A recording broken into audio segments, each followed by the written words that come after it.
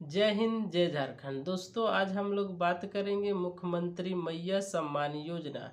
यह योजना काफ़ी ज़्यादा विवादित मुद्दा है। यह योजना लगभग 5 साल में हमने कभी इस तरह की योजना विवादित होते हुए नहीं देखा, लेकिन यह योजना काफ़ी ज़्यादा विवादित है। विपक्ष के लोगों का, साथ ही साथ बहुत सारे ऐसे लोग का कहना है कि यह योजना एक चुनावी लॉलीपॉप है जो चुनाव के टाइम पे लाया गया है। साथ ही साथ यह योजना किस प्रकार से लंबे समय तक सफल नहीं हो पाएगी, इस पर भी चर्चा करेंगे। तो सबसे पहले हम इस योजना के बारे में बता दें कि यह योजना की शुरुआत 1 अगस्त से 15 अगस्त तक के लिए फॉर्म भरने की अप्लाई की गई थी। अप्लाई करने की व्यवस्था की गई थी। यह ऑफलाइन फॉर्म भरने की व्यवस्था थी। जो ऑफलाइन फॉर्म होता है वह आप आंगनबाड़ी सेवा केंद्रों से, या नहीं तो इस योजना के एक वेबसाइट के लिंक में आप इस फॉर्म को प्रिंट करके निकाल के फॉर्म भर सकते हैं। और साथ ही साथ इसके रजिस्ट्रेशन करने के बाद आप इसकी रजिस्ट्री यानी कि रसीद अपने पास रख सकते हैं। यह फॉर्म भरने की शुरुआत हालांकि 3 अगस्त से हुई और इसका डेट अभी और एक्सटेंड कर दिया गया है। तो ये तो हुई फॉर्म भरने की। टोटल फॉर्म आए हैं लगभग 43 लाख फॉर्म जमा हुए हैं। उनमें से 37 लाख फॉर्म की स्वीकृति मिल चुकी है। कुछ फॉर्म के कुछ लाभुकों को लाभ भी मिल चुका है। ऐसा कहा जा रहा है कि पाकुड़ तरफ के क्षेत्र में लगभग 57,000 लोगों को इसमें लाभ मिला है।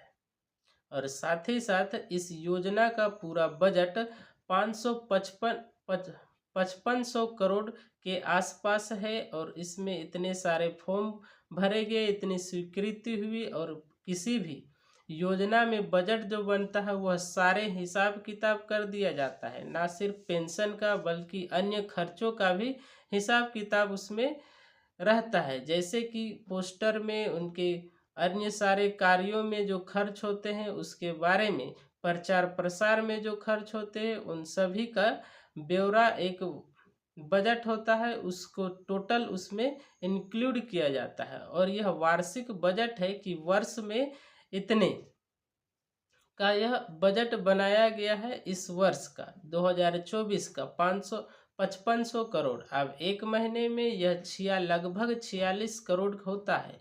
और यहाँ 46 लाख लगभग महिलाओं ने फॉर्म को भरा है। 37 लाख को स्वीकृति मिली है। अब आप ही कैलकुलेशन करके देखिए कि किस प्रकार से सभी लोगों को क्या यह योजना का लाभ मिल पाएगा और यह क्या लंबे समय तक चल पाएगा।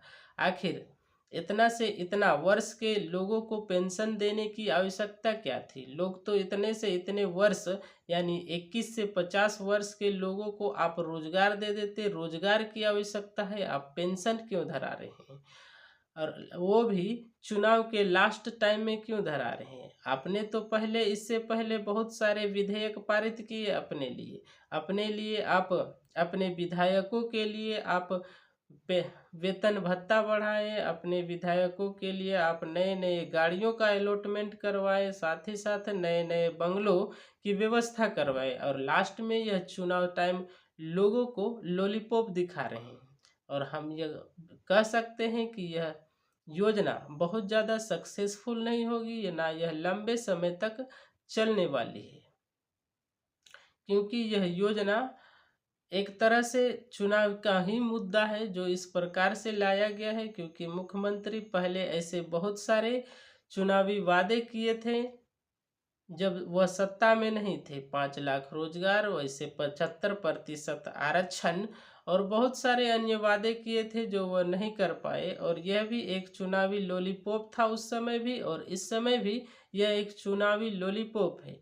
यह जानबूझ के महिलाओं के लिए लाया गया है, क्योंकि उन्हें लगता है कि महिलाएं वोट करती है, बूढ़े बुजुर्ग वोट करते हैं और युवा वर्ग वोट नहीं करता। इसलिए वह युवाओं पर कोई विशेष ध्यान नहीं देते हैं। उन्हें लगता है कि युवा हमारे राज्य में, हमारे ऊपर इनका कोई असर नहीं पड़ेगा, तो हम उनके लिए काम क्यों करें। वह काम उन्हीं के लिए करेंगे जिनका उन पे असर पड़ता है, वह महिलाओं के लिए और ताकि उस महिलाओं के लिए योजना लाए हैं, ताकि इसी बहाने पूरे परिवार का ध्यान आकर्षित कर दिया जा सके। तो ये तो हुई योजना और योजना का विश्लेषण। तो अच्छा लगे तो सब्सक्राइब कीजिएगा। Thanks for watching. जय हिंद, जय झारखंड।